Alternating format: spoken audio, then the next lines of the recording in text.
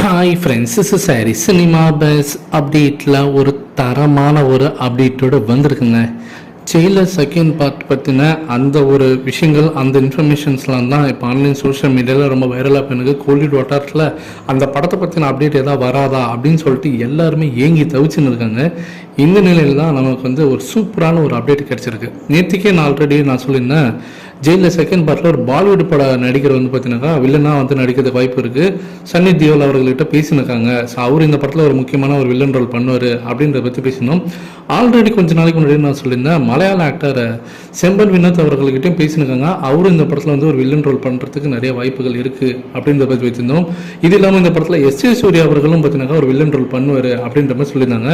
அப்போ யார் தாங்க வில்லன் ரோல் பண்ண போகிறாங்க அப்படின்னு சொல்லி பார்த்தீங்கன்னாக்கா 3 பேருமே இந்த படத்தில் வில்லன் ரோல் பண்ணுறதுக்கு தான் வாய்ப்பு இருக்குது. இந்த படத்தில் 2-3 வில்லன்கள் இருப்பாங்க.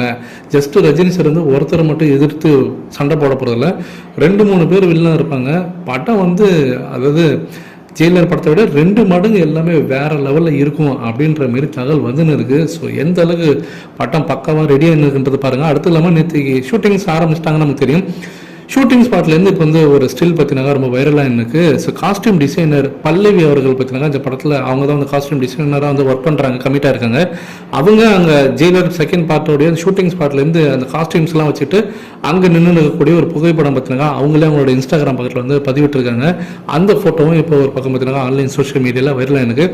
இது இல்லாமல் சமீபத்தில் நடந்து முடித்த பிஹைண்ட் வுட்ஸோடைய அந்த அவார்ட் ஃபங்க்ஷன், அதில் வேட்டையின் திரைப்படத்துக்காக டிஜே ஞானவேல் அவர்கள் பார்த்தீங்கன்னாக்கா பெஸ்ட் டைரக்டருக்கான அவார்டு கிடைச்சிருக்கு. ஸோ அதில் அவருக்கு முக்கியமான அவார்டு பார்த்தீங்கன்னாக்கா அந்த hall of fame film maker award அவருக்கு கொடுத்துருக்காங்க. ஸோ அந்த ஃபோட்டோஸும் இப்போ ஆன்லைன் சோஷியல் மீடியாவில் வைரலாக இருக்குங்க. ஸோ ஜெயிலர் ஒரு பக்கம் வசூலில் சாதனை பண்ணியிருந்தது, இந்த பக்கம் வேட்டையின் திரைப்படம் பார்த்தீங்கன்னாக்கா நிறைய அவார்ட்ஸுகளை வாங்கி குவிச்சுன்னு இருக்குது. இதை பற்றி உங்களுடைய கருத்துக்கள் என்ன அப்படின்றத மறக்காம கீழே சொல்லுங்கள் ஃப்ரெண்ட்ஸ்.